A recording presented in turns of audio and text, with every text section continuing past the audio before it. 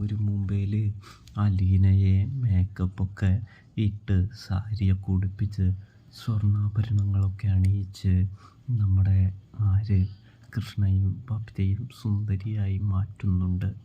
ഒടുവിൽ അലീനയെയും കൊണ്ട് ബാലചന്ദ്രൻ്റെ മുൻപിലേക്ക് കടന്നു വരികയാണവർ. ഇതേ സമയമെങ്കിൽ ബാലചന്ദ്രൻ പറയുന്നുണ്ട്, ഇങ്ങനെ തന്നെയാണ് ഞാൻ നിന്നെ ഈ വീട്ടിൽ നിന്നും പറഞ്ഞയക്കാനായിട്ട് ആഗ്രഹിച്ചത്. പക്ഷേ ഇത് സാഹചര്യം മാറിപ്പോയി എന്ന് പറയുന്നത് കാണാനായിട്ട് സാധിക്കും.